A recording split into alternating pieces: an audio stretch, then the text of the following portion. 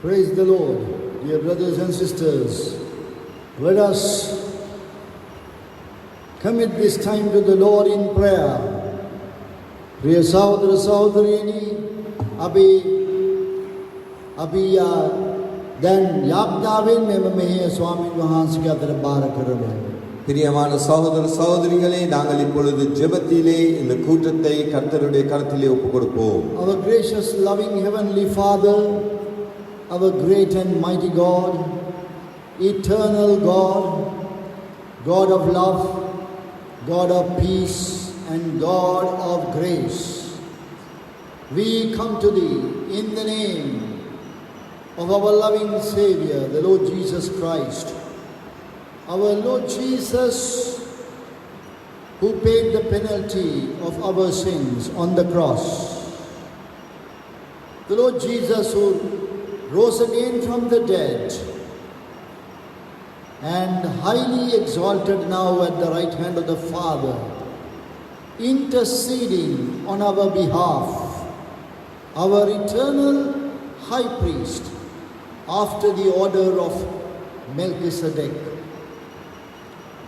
O gracious God, we think of the greatness of thy grace. We were born sinners, heading to a lost eternity in hellfire. Thou hast saved us according to thine own purpose and plan. Yes, Lord, whom thou hast foreknown, thou hast also called. Whom thou hast called, thou hast predestinated to be conformed to the image of thy Son. Yes, Lord, these are great things that we cannot understand. Thou art the sovereign God, who has every right to do according to his will and purpose.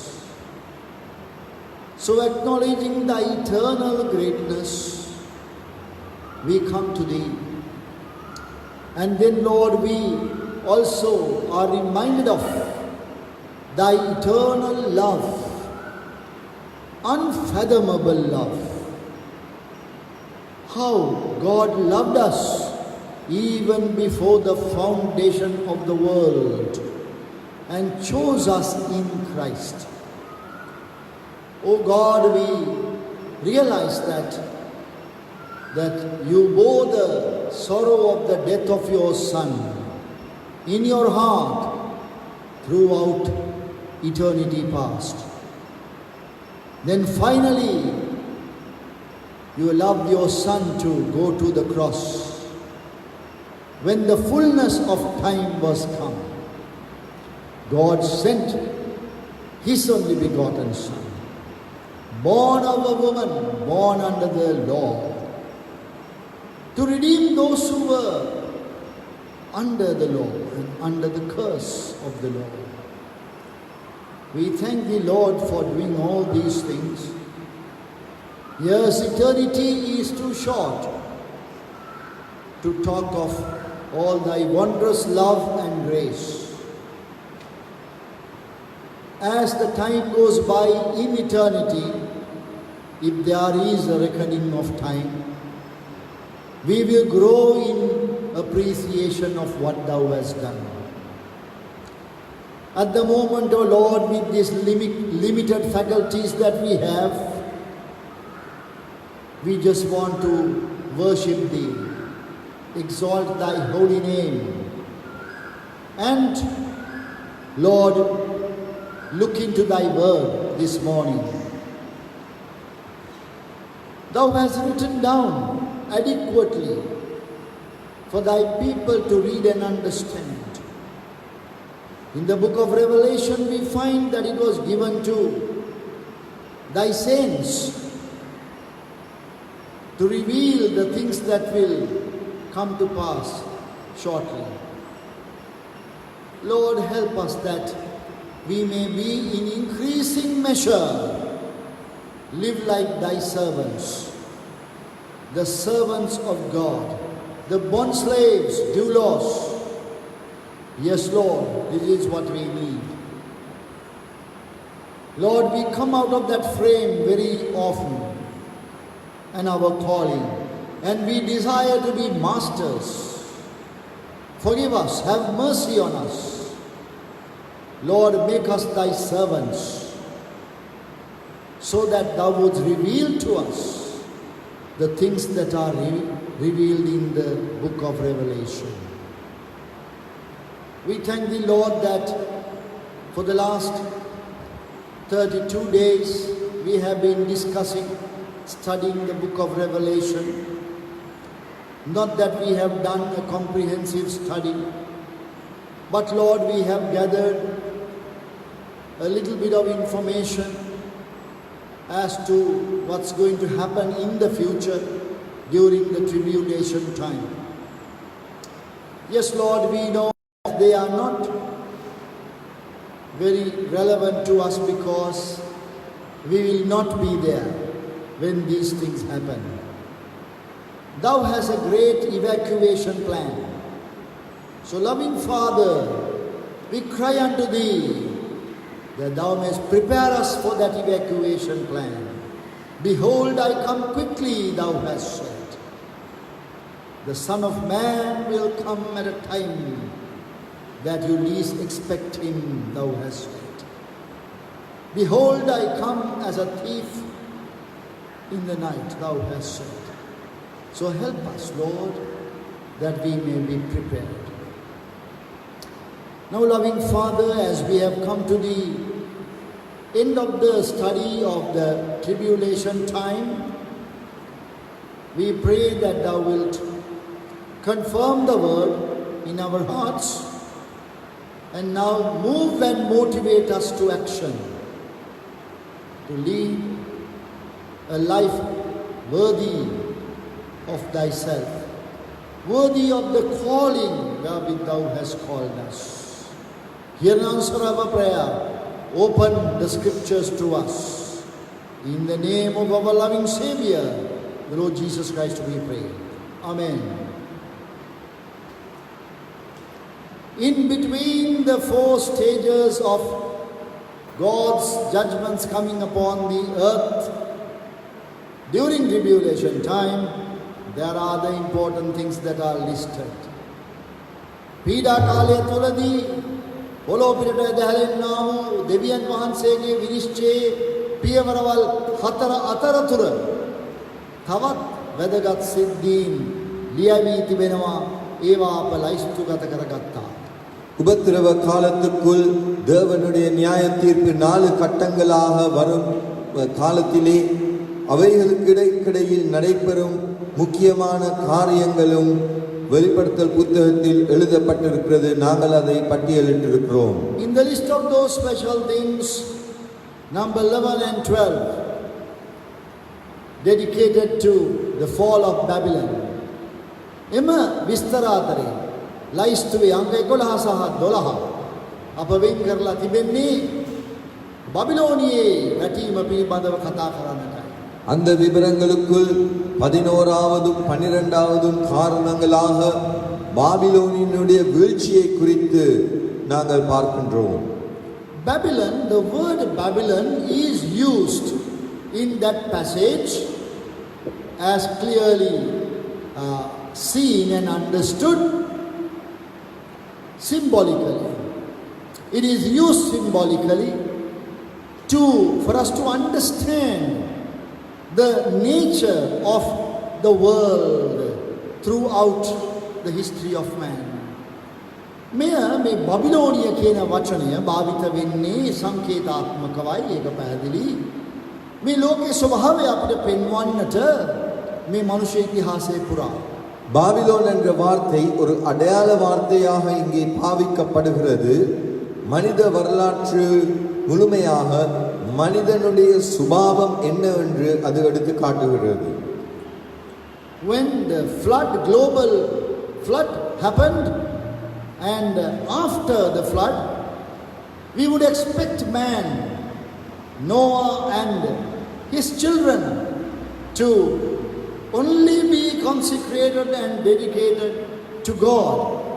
But you find that the truth was otherwise, that they very quickly moved away from the holy oracles of God, the commandments of God. අපි බලාපොරොත්තු වුණා නෝවා සහ ඔහුගේ දරුවන් ඒ දල ගැලීමෙන් මුළු එවකට සිටි ලෝකෙම විනාශ වුණාට පස්සේ ඔවුන් අලුතෙන් ආරම්භ කරපුවාම දෙවියන් වහන්සේට කීකරු වූ දේව වචනයට අනුකූල වූ ජීවිත ගත කරයි කියලා. නමුත් සත්‍යය ඒක නෙමෙයි. ඊට ඉක්මනින්ම ඔවුන් දෙවියන් වහන්සේගේ අනේට පිටුපෑවා. நாங்கள் எதிர்பார்த்தது வெள்ளத்தின் பிறகு நோவாவினுடைய பிள்ளைகள் தேவனுடைய வசனத்துக்கும் தேவனுக்கும் ஒத்த விதத்தில் அவர்கள் நடந்து கொள்வார்கள் என்று. ஆனால் ஒரு குறுகிய காலத்துக்குள்ளே அவர்கள் தேவனுடைய காரியங்களின் வசனத்தையும் விட்டு விலகி சென்றவர்களாக காணப்படுகிறார்கள். And that is why we find as early as chapter 11 of the book of Genesis, man rebelling against the commandment of God, wanting to build a city and a tower. ඒක නිසා තමයි අපි උත්පත්ති 11 වෙනි පරිච්ඡේදයේ තරම් මුල කාලයේදීම අපි දකින්නේ මනුෂ්‍යයා දෙවියන් වහන්සේගේ අනේට අකීකරුව නුවරක් සහ කොටුවක් ගොඩනගා ගන්න උත්සාහ කරනවා. அதனால் தான் ஆதியாகமம் 11ஆம் அதிகாரத்திலே நாங்கள் காண்கின்றோம், மனிதன் தேவனுக்கு விரோதமாக கிரியை செய்து கலகம் பண்ணி ஒரு நகரத்தையும் கோபுரத்தையும் கட்டுறதுக்கு எத்தனிக்கிறான். That place was called Babel, and later that same area became the city of Babel, that is Babylon. ඉතින් එම ප්‍රදේශය බාබෙල් නම් කරනු ලැබුවා, ලෙස නම් කෙරුවා. පසු කාලයකදී ඒ බාබෙල් නුවර බැබිලෝන් බවට පත් වුණා, බබිලෝනිය. அந்த இடம் பாபெலா இருந்தது. அது பாபெல் என்று பெயரிடப்பட்ட போதிலும் பிற்காலத்தில் அது பாபிலோனாக மாறியது. So the world moved on. People spread abroad all over the earth. ඉතින් ලෝකයේ ඉදිරියට ගමන් කෙරුවා.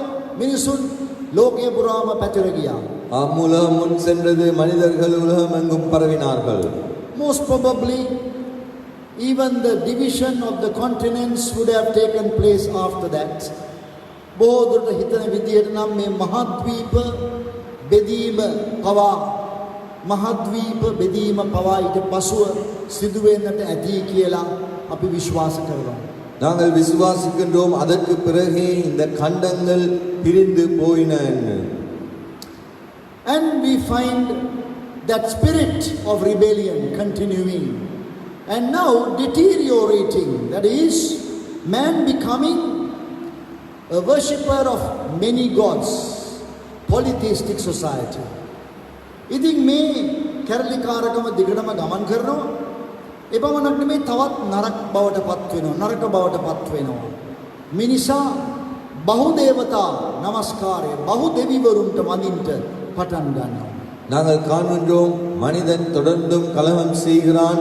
அவனுடைய நிலை மோசமாய் போய் அவன் அநேக தேவன்களுக்கு வணங்குகிறவனாக மாறுகிறான். Man is devising his own religions, inventing his own belief systems, and according to the imagination of their minds, gods are created. ඉතින් මනුෂ්‍ය දැන් තමාගේම සිතේ මනං කල්පිත අදහස් වලට අනුව තමාගේම දෙවිවරුන් හදාගෙන තමාට කැමති විදිහේ නමස්කාර ක්‍රම ඔවුන්ම නිෂ්පාදනය කරගෙන ඉදිරියට යනවා. மனிதன் தன்னுடைய இஷ்டத்தின்படி தன்னுடைய சிந்தனையின்படி தெய்வங்களை செய்து கொண்டு மதங்களை செய்து கொண்டு அவனுடைய விசுவாச முறைகளை அவன் செய்து கொண்டு அதில் செல்லுகிறான். On the other side, the political evolution and the development also taking place, man thinking about governing himself apart from God. ඊළඟට අනිත් පැත්තෙන් මිනිසා දේශපාලනමය වශයෙන් පරිණාමය වෙනවා. එනම් මිනිසා තමාවම පාලනය කර ගැනීමට පාලක පද්ධතියක්, පාලන තන්ත්‍රයක් ඔහුම නිර්මාණය කර ගන්නවා එක එක මාදිලියේ. அதன் அடுத்த பக்கத்தில் நாங்கள் காண்கின்றோம், மனிதன் அரசியல் ரீதியாகவும் அவன் முன்னேறுகிறான், மாற்றமடைகிறான். தேவனை விட்டுவிட்டு தானே தன்னை ஆளுகை செய்யும் ஒரு முறையை அவன் கையாளுகிறான். And we find different views, different political ideologies emerging in different regions of the world.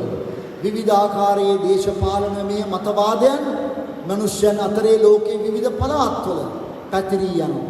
வெவ்வேறு இடங்களில் உலகத்தில் வெவ்வேறான அரசியல் தர்க்கங்கள் மனிதர்களுக்கிடையில் காணப்படுகிறது. So religious and then political. ඒ කියන්නේ ආගමික සහ දේශපාලනමය. அப்படி என்றால் மத ரீதியானவும் அதே போல அரசியல் ரீதியாகவும். So human civilization is now progressing forward without God. Then මෙන්න මේ මනුෂ්‍ය මේ සංස්කෘතිය හෝ ශිෂ්ටාචාරය ඉදිරියට ගමන් කරනවා දෙවියන් වහන්සේ නැතුව. இப்பொழுது நாங்கள் காண்கின்றோம், மனிதனுடைய கலாச்சாரம், மனிதனுடைய செயற்பாடு தேவன் இல்லாமல் முன் செல்லுகிறது. And then we find also the development of trade and commerce among nations, that you find not only within a country but across borders of the countries we find trade and commerce also developing. ඊළඟට වෙළඳාම සහ වාණිජ්‍යය ඒකත් දැන් දියුණු වෙනවා. තමන්ගේ රට ඇතුලේ පමණක් නෙමෙයි, රටවල් අතරේ ගනුදෙනු හුවමාරු වෙමින් මේ වෙළඳාම ජයටම කිරීගෙන යනවා. அடுத்ததாக நாங்கள் காண்கின்றோம், ஒரு நாட்டுக்குள்ளும் நாடுகளுக்கு இடையிலும் வர்த்தக ரீதியிலும் வியாபார ரீதியிலும் முன்னேற்றங்கள் ஏற்படுகிறது. No one can blame God for these things. කිසි කෙනෙකුට බෑ දෙවියන් වහන්සේට දොස් පවරන්න මේ දේවල් වලට. இந்த காரணங்களுக்காக தேவனை குற்றச்சாட்ட ஒருவராலும் முடியாது. While these things are happening like this, God chooses one man called Abraham and his family to have a meaningful fellowship and interaction and to pour his love and concern upon. මෙන්න මේ දේවල් මෙහෙම සිදු වෙගෙන යනකොට දෙවියන් වහන්සේ එක මිනිසෙකු තෝරා ගන්නවා. ආබ්‍රහම්. ඔහු සහ ඔහුගේ පවුල තමාට අර්ථාන්විත ගනුදෙනුවක් ඇතුව, සම්බන්ධතාවයක් ඇතුව ඉන්න පුළුවන් වෙන්න, තමන්ගේ ප්‍රේමය කරුණාව වදුරවන්න පුළුවන් වන පිණිස. இந்த காரியங்கள் இப்பொழுது இந்த விதத்தில் நடக்கும் நேரத்தில் தேவன் ஒரு மனிதனை தெரிந்தெடுக்கிறார், ஆபிரகாம். அந்த மனிதனும் அவருடைய குடும்பத்தோடும் தேவன் ஒரு அர்த்தமுள்ள ஒரு தொடர்பையும் ஒரு உறவையும் வைத்துக்கொண்டு அவர்கள் மேல் தன்னுடைய அன்பை ஊற்றுகிறார். So we find from the chapter 12 of the book of Genesis throughout the Old Testament up to the book of Malachi, it is the story of that nation descending from one man, Abraham, whom God called out of the Ur of Chaldees of Mesopotamia. ඉතින් ඒ නිසා උත්පත්ති 12 වෙනි පරිච්ඡේදයේ ඉඳලා මලාකී පොත වෙනකම් ඒ දීර්ඝ කතාවේ මුළු පරණ ගිවිසුම් ලියවිල්ලේ අපිට පෙනෙන්නේ ඒ එක ජාතියේ කතාවයි. එනම් ඒ ඌර් නම් වූ කල්දිවරුන්ගේ නුවර ඒ මෙසොපොතාමියාවෙහි එයින් තෝරාගත්තා වූ ආබ්‍රහම් කියන මිනිසාගේ වංශය. அங்கு தொடக்கம் மல்கியா புத்தகம் வரைக்கும் பழைய ஏற்பாட்டு முழுவதுமாக நாங்கள் காண்கின்றது இந்த மனிதனுடைய அவனுடைய வம்சத்தின் கதையே. அவனை தேவன் மெசொப்பொத்தேமியா பகுதியில் கல்தியர்கள் மத்தியில் ஊர் என்றும் நகரத்தில் இருந்து தெரிந்தெடுத்தார். The rest of the world was considered Gentiles, and they were lost in their religion, in their political ideologies and their trade and commerce. ඉතින් මේ ඉතුරු ලෝකය, මේ ඊශ්‍රායල් ජාතියට බාහිර වූ ලෝකය, ඔවුන් දැන් තමාගේම ආගමික මතවාද, දේශපාලනීය මතවාද, වාණිජ්‍ය සහ වෙළඳාම ඒකේ දැන් ඔවුන් අතරමං වෙලා. இவர்களை தவிர இஸ்ரவேலை தவிர மற்ற அநேகரும் அந்நியர்களாக கருதப்பட்டு அவர்கள் தங்களுடைய மத தர்க்கங்களிலும் அதே போல அரசியல் ரீதியான தர்க்கங்களிலும் வர்த்தக வியாபாரங்களிலும் ஈடுபட்டவர்களாக காணப்படுகிறார்கள். It was 2000 years ago that God did intervene once again in the history of man by sending His only begotten Son, the second person of the Trinity, the Lord Jesus, into the world, opening up the door for the whole world once again to take attention of God's plan and program. මීට අවුරුදු 2000කට පෙර තමයි යලිත් වතාවක් දෙවියන් වහන්සේ මේ මනුෂ්‍ය සංහතියට මැදිහත් වන්නේ අතපොවන්නේ තම ඒකජාතක පුත්‍රයාණන් එවීමෙන් එනම් ශුද්ධ වූ ත්‍රිත්වයේ දෙවිනි තරන් වහන්සේ එවීමෙන් තමන් වෙතට යලි අවධානය යොමු කර ගැනීමට උන්වහන්සේ கிரியா කරනවා තමන්ගේ අභිප්‍රායන් පෙන්වන්නට. இதற்கு 2000 வருடங்களுக்கு முன்பதாகவே ஆண்டவர் மீண்டுமாக இந்த மனிதனுடைய காரியங்களில் இடைப்பட்டு அவர் தன்னுடைய குமாரனை அனுப்பி திருத்துவத்தின் இரண்டாவது நபரான தன்னுடைய குமாரனை அனுப்பி மனிதனுக்காக அவர் வைத்திருக்கும் திட்டத்தையும் நோக்கத்தையும் உலகத்தாருக்கு வெளிப்படுத்துகிறவராய் இருக்கிறார். The cross of the Lord Jesus Christ was essential for God, not only for man, for God to have a meaningful fellowship with man. ස්වාමී වූ යේසුස් ක්‍රිස්තුස් වහන්සේගේ කුරුසිය දෙවියන් වහන්සේට අත්‍යවශ්‍යව තිබුණා. මිනිසාට පමණක් නොවේ. දෙවියන් වහන්සේට මිනිසා සමග அர்த்தான்வித சம்பந்தතාවයක් ගොඩනගන්න. ஆண்டவராகிய இயேசு கிறிஸ்துவினுடைய சிலுவை மனிதனுக்கு மாத்திரமல்ல தேவனுக்கும் ஒரு முக்கியத்துவம் வாய்ந்ததாய் காணப்பட்டது. மனிதனோடு ஒரு அர்த்தமான உறவை கொள்ளுவதற்கு. God's holiness and His justice would demand a punishment upon the sinner. දෙවියන් වහන්සේගේ ශුද්ධකම සාධාරණත්වය ධර්මිෂ්ඨකම බල කරනවා පෞකාරයාට දඩුවමක් දිය යුතු බවට.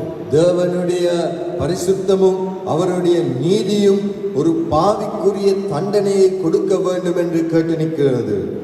God was willing to place that punishment upon His Son, the Lord Jesus. දෙවියන් වහන්සේ කැමති වුණා ඒ දඬුවම තම පුත්‍ර වූ යේසුස් වහන්සේ පිට තබන්න. தேவன் விரும்பினார் அந்த தண்டனையை தம்முடைய குமாரனாகிய கிறிஸ்துவின் மேல் போடுவதற்கு. Now His wrath, His holy wrath is now appeased by that bearing of punishment by the Lord Jesus. That's what happened on the cross. Then Jesus වහන්සේ කුරුසිය මත දෙවියන් වහන්සේගේ ශුද්ධ උදහස දරාගත්තු නිසා අන්න දැන් දෙවියන් වහන්සේගේ උදහස සංසිඳිලා තියෙනවා. ඒක තමයි කුරුසිය මත උනේ. கிறிஸ்துவானவர் தேவனுடைய பரிசுத்த கோபாக்கினியை சிலுவையிலே தாங்கிக் கொண்ட படியினால் அதை தம்மேல் எடுத்த படியினால் இப்பொழுது ரட்சிப்பு பெறக்கூடியதாய் இருக்கிறது. அதுதான் சிலுவையில் நடந்த காரியமாய் காணப்படுகிறது. After resurrection, the Lord Jesus is declaring the purpose of God to the disciples when He said, "Go ye unto all the ends of the earth, all the nations, and preach the gospel. Teach, make disciples, baptizing them." ඉතින් දෙවියන් වහන්සේගේ අභිප්‍රාය දැන් ස්වාමී වූ යේසුස් වහන්සේගේම වචන වලින් මලවුන්ගෙන් නැවත නැගිටීමෙන් අනතුරුව උන්වහන්සේ ප්‍රකාශ කිරීමෙන් එළිදරව් වෙනවා. නුඹලා ගොස් සියලු ජාතීන් ගෝලයන් කරපල්ලා, උගන්වා පල්ලා, ඔවුන් බෞතිස්ම කරපල්ලා. ஆண்டவராகிய இயேசு கிறிஸ்து உயிர்த்தெழுந்ததின் பின் தேவனுடைய நோக்கமானது வெளிப்படுகிறது. அவர் தன்னுடைய சீடர்களுக்கு சொன்னார், உலகம் எங்கும் போய் அநேகரையும் சுவிசேஷத்தை சொல்லி சீஷராக்குங்கள், அவர்களுக்கு ஞானஸ்நானம் கொடுங்கள் என்று. Now dear brothers and sisters, that did not make the world all right. The condition of the world deteriorated further. They went further into sin and immoral living. ප්‍රිය සහෝදර සහෝදරියනි, මේ මගින් ලෝකයේ තිබුණු වාතාවරණය තව දියුණුුනේ නෑ, හොඳ අතට හැරුණේ නෑ. මිනිසා තවත් ගැඹුරට පාපයට, දුරාචාරයටම ගමන් කළා.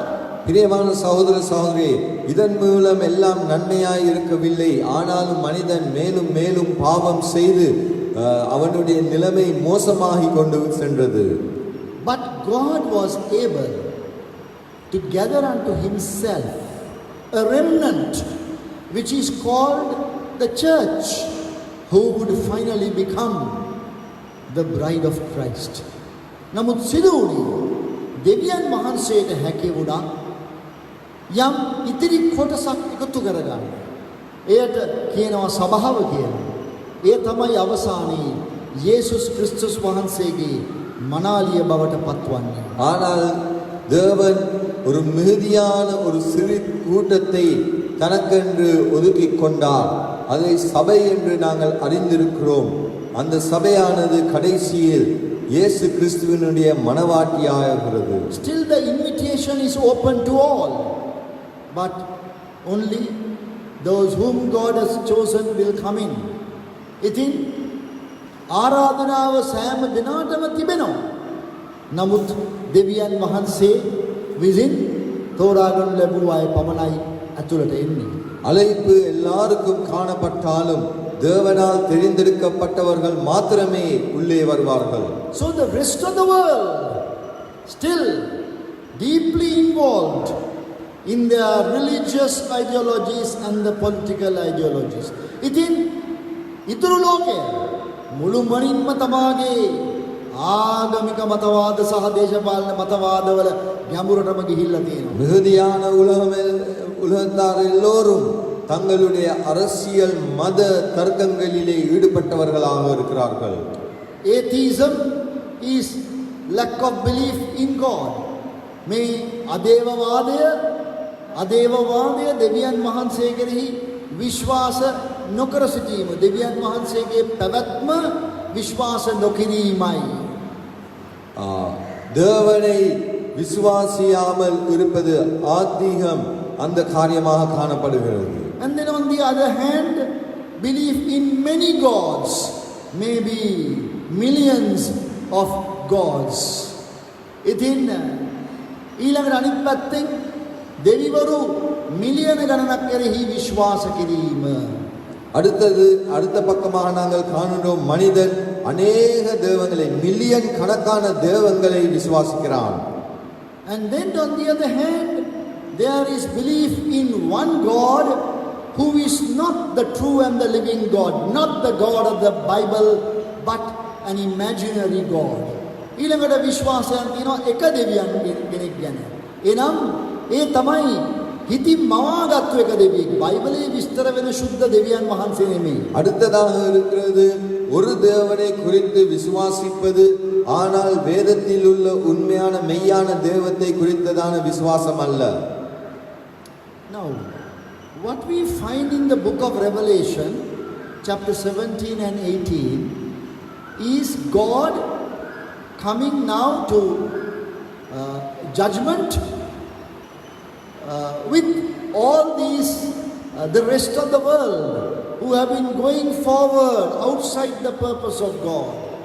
අපි දැන් මේ එළිදරව් පොතේ 17 වෙනි පරිච්ඡේදවල දකින්නේ දෙවියන් වහන්සේ අර උන්වහන්සේගේ අභිප්‍රායට බාහිරව ගියා වූ මිනිසුන් සමග විනිශ්චයයට පැමිණීමයි. வெளிப்படுத்தல் 17-18 அதிகாரங்களில் நாங்கள் காணுவது தேவனுடைய திட்டத்துக்கு புறம்பே சென்ற மனிதர்கள் சம்பந்தமாக தேவன் கிரியை செய்யும்பதே.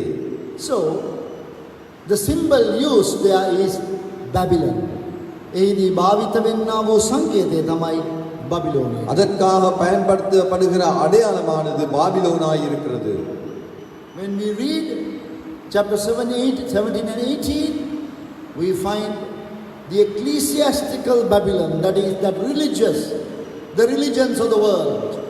And then when we read chapter 18, we have the political and the commercial Babylon. ඉතින් අපි 17 වෙනි පරිච්ඡේදයේ කියවනකොට ඒ ආගමට අනුකූල වූ බබිලෝනිය, අපිට පෙනීම කරනවා. ලෝකයේ ආගම් වල එකතුව පෙන්눔 කරනවා. ඊළඟට 18 වෙනි පරිච්ඡේදයේ යන විට අපිට දේශපාලනමය සහ වාණිජමය බබිලෝනිය පෙනෙනවා. 17ஆம் அதிகாரத்திலே ஆன்மீக பாபிலோனை குறித்தும் 18ஆம் அதிகாரத்திலே நாங்கள் காண்கின்றோம் வர்த்தக வியாபார அரசியல் பாபிலோனை குறித்தும். It is given as a woman and also given as a city.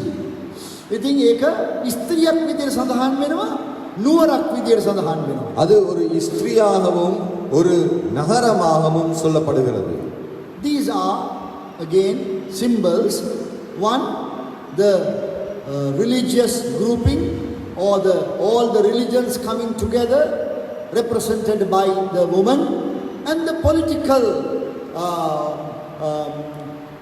ideology represented by the city. ඉතින් මෙහි ආගම් වල එකතුව කොම නියෝජනය වන්නේ ස්ත්‍රියගෙන්. දේශපාලනයේ පැත්ත නියෝජනය වන්නේ නුවර කියන එකෙන්. இங்கே எல்லா மதங்களையும் சேர்த்து அதை அந்த ஸ்திரீ மூலமாக காண்பிக்கப்படுகிறது. அடுத்த பக்கத்தில் அரசியல் சம்பந்தமான காரியங்கள் ஒன்று சேர்க்கப்பட்டு வர்த்தக ரீதியான பாபிலோனை ஒரு நகரமாக காண்பிக்கப்படுகிறது. But one thing is clear, that God is going to come in His judgment, bringing in judgments upon the world as we know it today. That is independent of God. අපි එක දෙයයි පැහැදිලි වෙන්නේ, දෙවියන් වහන්සේ අපි අද මේ ලෝකය කියලා අපි දන්නා වූ මේ ලෝකයට දෙවියන් වහන්සේගෙන් ස්වාධීනව ජීවත් වන ලෝකය පිටට විනිශ්චය ගෙනෙනවා. நாங்கள் இன்றைக்கு அறிந்திருக்கிற இந்த உலகம் இந்த தேவனை கணக்கெடுக்காமல் கிரியை செய்யும் உலகத்தின் மேல் தேவனுடைய கோபாக்கினையும் நியாய தீர்ப்பும் வருகிறது. In 17:5 that woman is Babylon is called the harlot. ඉතින් මේ 17:5 එම ස්ත්‍රියට வேஷ்யா ස්ත්‍රිය හැටියට නම් කරනවා. 17ஆம் அதிகாரம் 5ஆம் வசனத்திலே இந்த ஸ்திரியை, இந்த பாபிலோனை வேசி என்று பெயரிடப்பட்டிருக்கிறது. That gives us some indication as to the identity of the group. මෙම කණ්ඩායමේ අනන්‍යතාවයකින් ටිකක් පැහැදිලි වෙනවා. இந்த குழுவின் குழு யார் என்பதை குறித்தும் அங்கே ஓரளவு கூறப்படுகிறது. Christian religion is going to play a major role there. கிறிஸ்தியானி ஆகம මෙහි ප්‍රධාන අංගයක් ගන්නට යනවා. கிறிஸ்தவ மதம் ஒரு முக்கிய இடத்தை வகிக்கப் போகிறது. Christianity as a religion is defiled. It is completely gone away from the truth of the word of God. ක්‍රිස්තියානිත්වය ආගමක් හැටියට සැලකුවාම දෙවියන් වහන්සේගේ වචනයෙන් ඉවත් වෙලා ගිහිල්ලා තිබෙනවා. கிறிஸ்தவத்தை ஒரு மதமாக நாங்கள் கணக்கெடுக்கும் பொழுது அது முழுமையாக தேவனுடைய வார்த்தையை விட்டு புறம்பே போனதாய் காணப்படுகிறது. It had committed fornication with the other religions. ක්‍රිස්තියානි ආගම අනිකුත් ආගම් සමග කාම මිත්‍යාචාරය කර තිබෙනවා. கிறிஸ்தவ மதமானது மற்ற மதங்களுடன் வேசித்தனம் பண்ணி இருக்கிறது. So much so Christianity has become one like any other religion, one of the religions. ක්‍රිස්තියානියද හිල්ලත් දැන් ඒ නිසා තවත් ආගමක් බවට පත් වෙලා තිබෙනවා. அதனால் கிறிஸ்தவமும் மற்ற மதங்களை போல் ஒரு மதமாக காணப்படுகிறது. All the religions were against Christianity in the first century, but now we have learned how to live with other religions together because of lowering of our standards. ඉතින් පළවෙනි සතවර්ෂයේ සියලු ආගම ධර්මයන් ක්‍රිස්තියානි ඇදහිල්ලට විරුද්ධව පීඩා කෙරුවා. නමුත් අද මොකද්ද? අද හැමදෙනාම ක්‍රිස්තියානි ධර්මයත් එක්ක එකට ජීවත් වෙන්න ඉගෙනගෙන තිනවා. කොහොමද?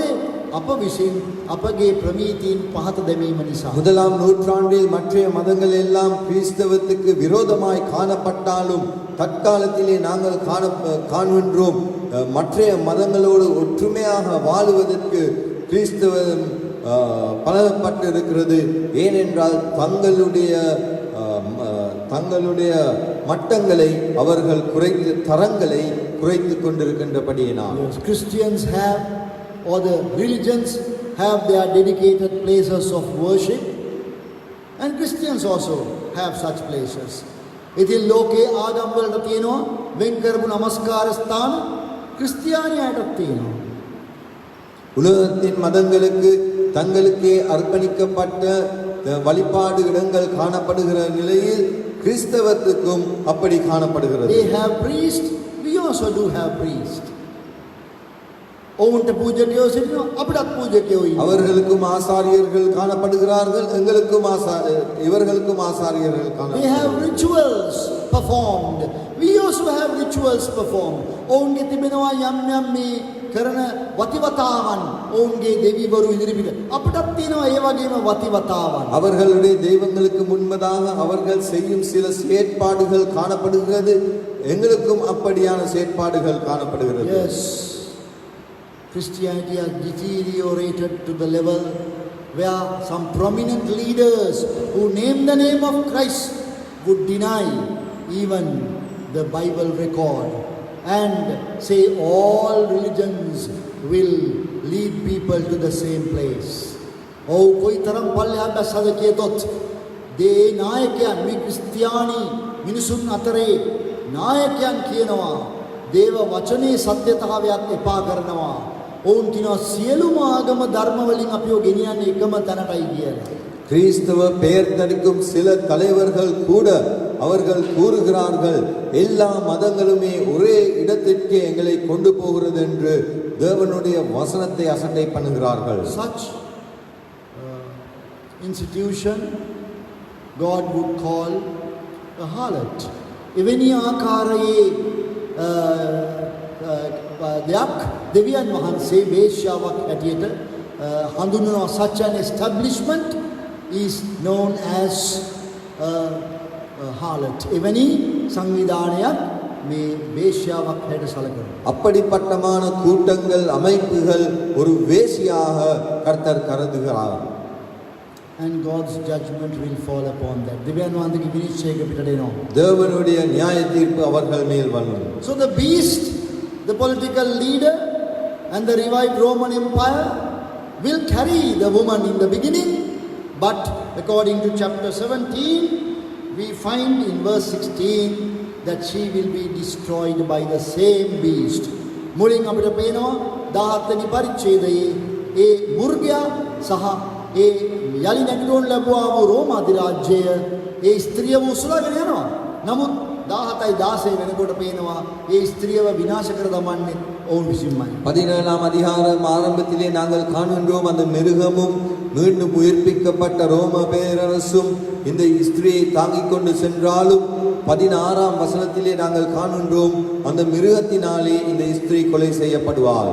Now as the description continues, you find the nature of Babylon is changing.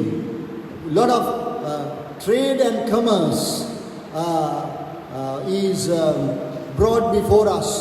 How all the trade and commerce will fail and it will fall apart.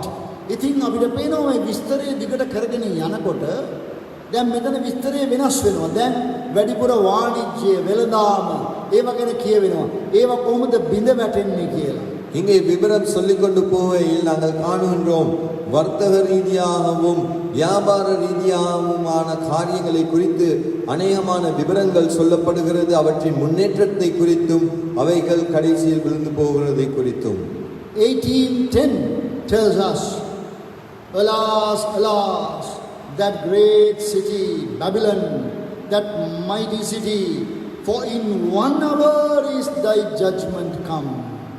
Oh, 18යි 10 කියනවා අහෝ අහෝ ඒ මහා නුවර ඒ බලවත් නුවර එක පැයකින් නුඹේ විනිශ්චය පැමිණුණිය. 18ஆம் அதிகாரம் 10ஆம் வசனத்தில் சொல்லப்படுகிறது, ஐயோ பாபிலோன் மகா நகரமே, பலமான பட்டணமே, ஒரே நாளிகையில் உனக்கு ஆக்கினை வந்ததே.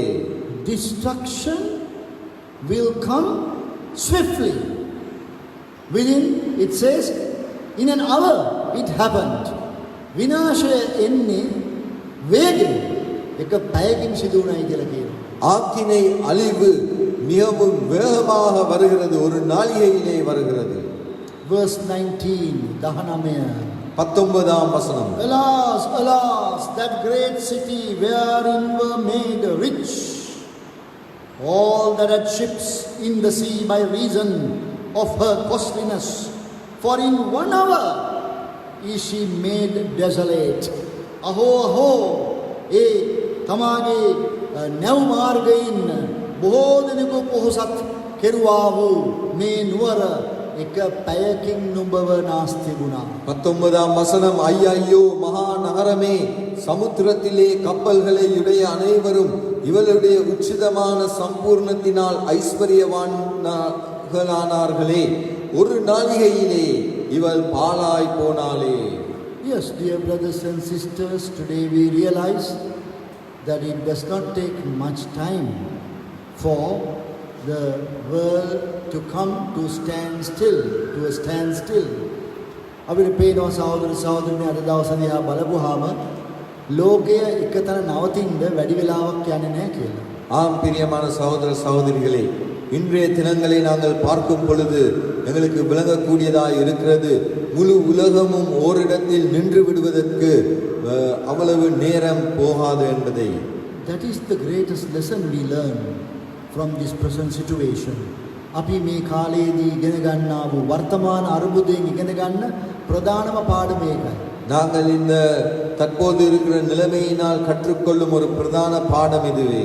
Sudden destruction can come. Sudden collapse of trade and commerce can happen. වහා බිඳ වැටීමක් සිදු වෙන්න පුළුවන්. විනාශයක් වෙන්න පුළුවන්. සියලු වෙළඳ වාණිජ්‍ය කටයුතු එනහිටන තත්වයක් හදිසියෙන් එන්න පුළුවන්. திடீரென வீழ்ச்சி வரலாம். வியாபாரமும் வர்த்தகமும் ஒரே நேரத்திலே விழுந்து போகிற நிலைமைகள் ஏற்படலாம். Many experts are predicting, because of the present crisis, that the world will never be the same for a long time to come. දැන් ගොඩක් මේ ආර්ථික විශේෂඥයන් එහෙම අනාවැකි පළ කරනවා මේ ලෝකය තව ඉදිරි අනාගතයේ බොහෝ කල් යනකම් ආයි යථා තත්ත්වයටපත් වෙන්නේ නැහැ කියලා. வர்த்தகத்தை குறித்ததான நிபுணர்கள் சொல்லுகிறார்கள், இன்னும் அநேக காலம் செல்லும் வரைக்கும் எங்களுடைய வர்த்தகங்கள் முன்னேறாது என்று. Look at the list of the merchandise. They are mentioned in the scriptures. බලන්න මේ වෙළඳ භාණ්ඩ මොනවද කියලා. ඒව දේව වචනේ ලියා තිබෙනවා. வியாபாரத்தில் ஈடுபட்டிருந்த பொருட்களை பாருங்கள், அவைகளும் இங்கே குறிப்பிடப்பட்டிருக்கிறது தேவ வசனத்தில். Verse 12 and 13 of chapter 18, 12 and 13 I am reading. Please follow in your Bibles. මම 12 13 පද කියවනවා. කරුණාකර ඔබගේ බයිබලෙන් බලා ගන්න. 18යි 12 13. 18ஆம் அதிகாரம் 12ஆம் 13ஆம் வசனங்களை நான் வாசிக்கிறேன். தயவு செய்து உங்களுடைய பைபிள்களில் நீங்கள் கவனித்துக் கொள்ளுங்கள். The merchandise of gold and silver and precious stones and of pearls and fine linen and purple and silk and scarlet and all thine wood and all manner vessels of ivory and all manner vessels of most precious wood and of brass and iron and marble and cinnamon and odors and ointments and frankincense and wine and oil and fine flour and wheat and beasts and sheep and horses and chariots and slaves and souls of men. Yes, even the souls of men and women are included in that list. Yes, they are being sold.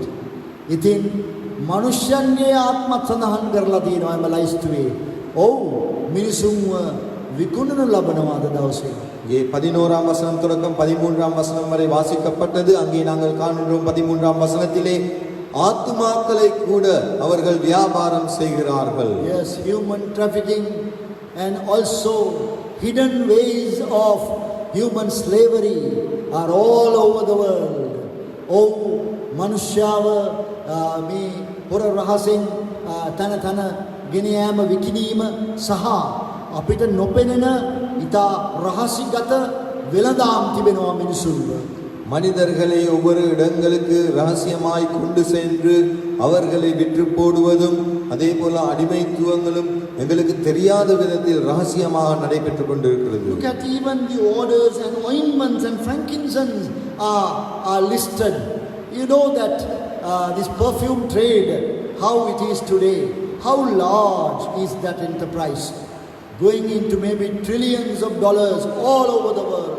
බලන්න මේ 13 වෙනි පදයේ තිබෙනවා සුවඳ ද්‍රව්‍ය සුවඳ ලාටු වැනි දේවල් පවා සඳහන් කරලා ඔබ දන්නවා ඒ සුවඳ වර්ග කියන එම වෙළඳාම විතරක් මොන තරම් විශාල වෙළඳාමක්ද කියලා ව්‍යාපාරයක්ද ට්‍රිලියන් ගණන් ඩොලර් වටිනා වූ ලෝකයේ පුරා පැතර ගිය ව්‍යාපාරයක් ඒක. தூப வர்க்கங்களை குறித்தும் தைலங்களையும் குறித்தும் குறிப்பிடப்படுகிறது. தற்காலத்தில் உலகமெங்கும் இந்த வியாபாரம் எவ்வளவு முன்னேறியதாய் ட்ரில்லியன் கணக்கு டாலர்கள் இதற்காக செலவழிக்கப்படுகிறதாக நாங்கள் காண்கின்றோம். Yes, we have this new idea of branded clothing and branded perfumes and everything has to be branded. See that the promotion of these items everywhere. ඔබ දන්නවා මේ නම් දරපු විවිධ භාණ්ඩ දිනවා ලෝකයේ පුරා ඒ නම පැතිරලා තිබෙනවා. ඉතින් මේ විදිහට මේ භාණ්ඩ වෙළඳාම බොහෝ සෙයින් ඉහළට ඇවිල්ලා තියෙනවා. அதே போல நாங்கள் அறிந்திருக்கிறோம் பெயர் பெற்ற பொருட்கள் காணப்படுகிறது. அவைகள் உலகமெங்கும் வாங்கப்படுகிறது. அவைகள் மிகவும் பிரசித்தமாய் காணப்படுகிறது. So 3 times we find in chapter 18 alas alas mentioned, and we find verse 10 and also we find in verse 16 and then 19. Oh අපිට පේනවා මේ අහෝ කියන වචනේ නැවත නැවත තුන් පාරක් පමණ තිබෙනවා. අර 10 වෙනි පදයේ තිබෙනවා 10 වෙනි පදයේ තිබෙනවා ඊළඟට අපිට 19 වෙනි පදයේ තියෙනවා 16 වෙනි පදයේ තියෙනවා. இங்கே நாங்கள் காண்கின்றோம் 3 முறை இந்த அதிகாரத்திலே ஐயையோ என்று கூறப்படுகிறது. 10ஆம் வசனம் 16ஆம் வசனம் 19ஆம் வசனங்களிலே ஐயையோ என்று கூறப்படுகிறது. Yes, all the business of the world, this pomp and glory of the world will come to an end during the tribulation time. මේ සියලුම මේ මනුෂ්‍යයාගේ තිබෙන මේ මහා උජාරුව මේ ලස්සනට හැම දෙයක්ම පවත්වාගෙන යන උත්සාහ කරන විදිහ මේ පිට ආටෝපය මේවා අවසානයකට එනවා පීඩා කාලයේදී. ஆம், இந்த மனிதனுடைய வெளிப்பாடான காரியங்கள் எல்லாமும் அவன் பெரிதாய் கருதுகிற காரியங்கள் யாவுமே உபத்திரவ காலத்துக்குள் முடிவடைய போகிறது. So that seemed to be represented by this fall of Babylon described in these chapters. ඉතින් අන්න ඒක තමයි නියෝජනය වන්නේ මේ බබිලෝනියේ වැටීම විස්තර වෙන අතරේ. இந்த பகுதிகளில் பாபிலோனினுடைய வீழ்ச்சியை குறித்து கூறப்படும் நேரத்தில் இவற்றை குறித்தே கூறப்படுகிறது. That brings us to the end of the tribulation period and the description of the tribulation. ඉතින් අපව ඉතින් දැන් ගේනවා අවසානයේට මේ පීඩා කාලය විස්තර කර දීම සහ පීඩා කාලයේ ලෝකයේ ඒ කාල සීමාවේ අවසානය අපිට විස්තර කර දීමට ඒකත් කෙරවල වෙනවා මෙතන. இங்கே நாங்கள் காண்கின்றோம் உபத்திரவ காலத்தையும் அதன் கடைசியை குறித்துமான காரியங்கள் இத்தோடு முடிவடைகிறது. In chapter 19, the first few verses, continuing the thought, and then it comes to the marriage supper of the Lamb. 19 වෙනි පරිච්ඡේදයේ මුල කොටසත් එම අදහස පොඩ්ඩක් කියලා ඊට පස්සේ එනවා බැටළු පැටවානන්ගේ සරණ මංගල්‍යයට. 19ஆம் அதிகாரத்தின் முதல் பகுதியிலே தொடர்ந்து அதை குறித்து சற்று கூறி அதற்கு பிறகு ஆட்டுக்குட்டியானவரின் கல்யாண விருந்தை குறித்து சொல்லப்படுகிறது. That has the marriage supper of the Lamb. Marriage of the Lamb has 3 steps. මේ බැටළු පැටවානන්ගේ සරණ මංගල්‍යයට පියවර 3ක් තිබෙනවා. இந்த ஆட்டுக்குட்டியானவரின் கல்யாணத்துக்கு 3 கட்டங்கள் காணப்படுகிறது. betrothal, විවාහය ගිවිස ගැනීම හෝ විවාහයට නම් දීම, திருமணத்துக்காக விவாகத்துக்காக பெயர் கொடுக்கப்படுவது, then the snatching away of the bride, මනාලිය දැහැගෙන යාම, முதலாவது நிச்சயதார்த்தம், இரண்டாவது அந்த மணவாட்டியை எடுத்துக்கொண்டு செல்வது, then the revelation of the bride and the groom is almost like the wedding reception. ඉතින් මේ තුන්වෙනුව තමයි මනමාලයා සහ මනමාලි හෙළිදරව් කරනු ලැබීම, හෙළිදරව් වීම. ඒක අර නිකන් අපි විවාහයක පවත්වන මංගල උත්සවය වගේ එකක්. மூன்றாவதாக தான் அந்த மணவாளனும் மணவாட்டியையும் பிரசித்தமாய் காண்பிப்பது. அது ஒரு விவாகத்தின் கடைசியில் இருக்கும் அந்த விருந்தை போல ஒரு காரியம். Yes, Lamb, the Lord Jesus is the bridegroom. மணாலயா Dhamai බැටළු පැටවානෝ ස්වාමී වූ යේසුස් වහන්සේ. மணவாளன் அந்த ஆட்டுக்குட்டியானவர், ஆண்டவராகிய இயேசு கிறிஸ்துவானவர். The bride is the glorified church. Oh, மணாலிய நம் மகிமைයට පත්වනා වූ සභාව. மணவாளி மகிமைப்படுத்தப்பட்ட சபை. Now this will be revealed to the whole world at the revelation of the Lord Jesus Christ when he comes to reign. මේක එළිදරව් වන්නේ ලෝකයට යේසුස් වහන්සේගේ දෙවෙනි පැමිණීමේදී තමයි, රජකම් කරන්න පැමිණීමේදී. இது வெளிப்படையாவது ஆண்டவராகிய இயேசு கிறிஸ்து ஆட்சி செய்வதற்காக இந்த உலகத்திற்கு இரண்டாம் முறை வரும் நேரத்திலே. Because of that we are not including that study into this section. It will go to the next section, that is the glory of Christ in Revelation. මේ නිසා අපි ඒක මෙතන අධ්‍යයනය කරන්නේ නැහැ. ඒක ඊළඟ කොටසට යන්නේ. ඊළඟ කොටස තමයි හෙළිදරව් වීමේදී ක්‍රිස්තුස් වහන්සේගේ මහිමය. அதனால் இதை குறித்து நாங்கள் இந்த பகுதியில் கற்றுக்கொள்ளாமல் அடுத்த பகுதியில் கற்றுக்கொள்ளுகிறோம். அதுதான் வெளிப்படும் நேரத்தில் கிறிஸ்துவினுடைய மகிமை. So, brothers and sisters, the best way to understand then that fall of Babylon, not to think about it as a city or particular country, but it is the system of this world.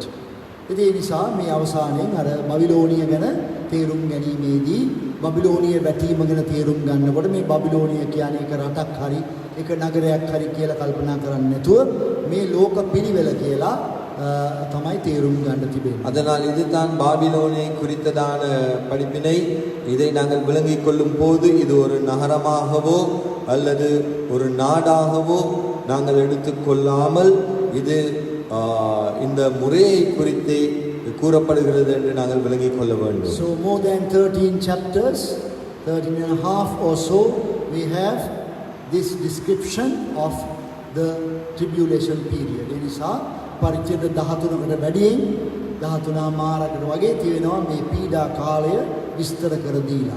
ஒரு 13 அதிகாரங்கள் 13.5 அதிகாரங்களில் இந்த உபத்திரவ காலத்தின் விவரங்கள் கூறப்படுகிறது. The sevenfold revelation of Christ during the tribulation, පීඩා කාලය තුල ක්‍රිස්තුස් වහන්සේගේ සත්ප්‍රකාර එළිදරව් වීම. உபத்திரவ காலத்தில் கிறிஸ்துவினுடைய 7 விதமான வெளிப்பாடு. 4 stages of God's judgment. දෙවියන් වහන්සේගේ විනිශ්චයන් 4 අධියර 4. தேவனுடைய நியாய தீர்ப்பின் 4 கட்டங்கள். Then 12 special incidents mentioned in between. අතරමැද විස්තර වෙන සිද්ධීන් සහ කරුණු 12ක් පමණයි. அவைகளுக்கு இடையில் நடைபெறும் 12 முக்கியமான சம்பவங்கள். Let us pray. අපි ආඥා කරමු. நான் ஜெபம் செய்வோம். Gracious loving Father, as we come to the end of the study of the tribulation period, O Lord,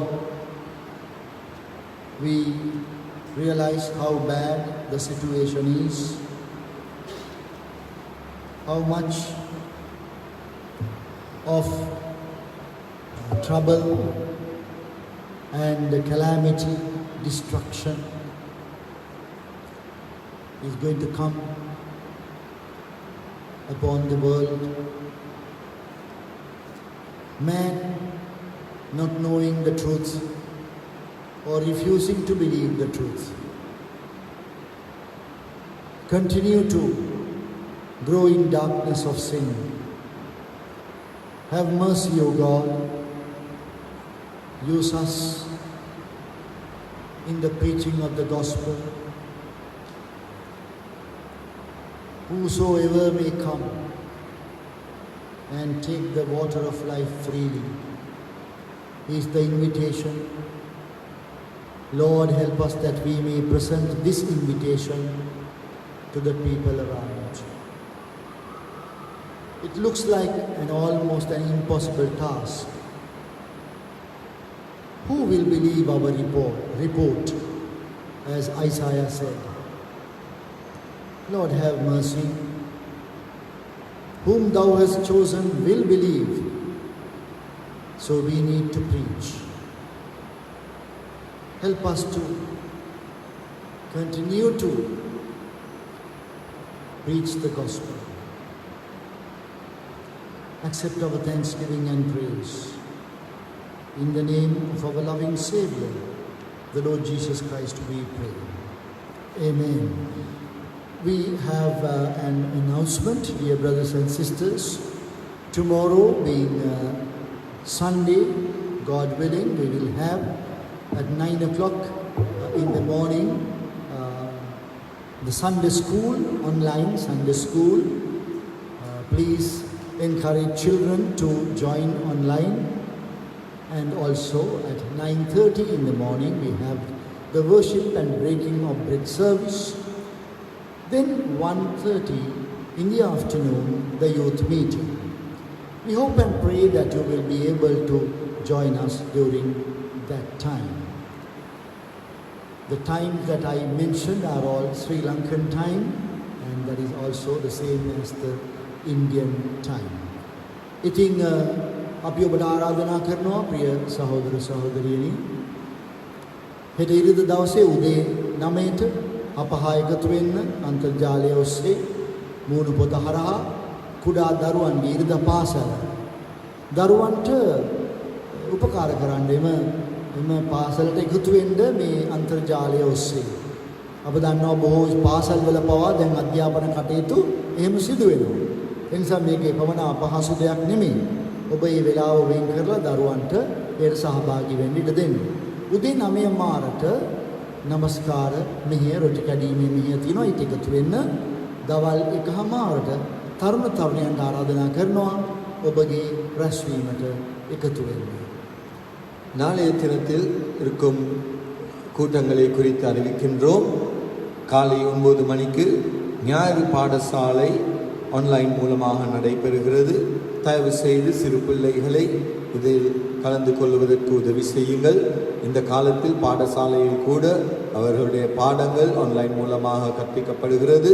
அதனால் நீங்கள் தயவு செய்து உங்களுடைய பிள்ளைகளை ஆயத்தப்படுத்திக் கொள்ளுங்கள். காலை 9 மணிக்கு. அடுத்ததாக 9:30 மணிக்கு ஆராதனையும் அர்ப்பணிப்புக்கும் ஆராதனை நடைபெறும். 1:30 மணிக்கு வாலிபர்களுக்கான கூட்டம் நடைபெறும். இந்த 3 கூட்டங்களும் ஃபேஸ்புக் மூலமாக கொடுக்கப்படும்.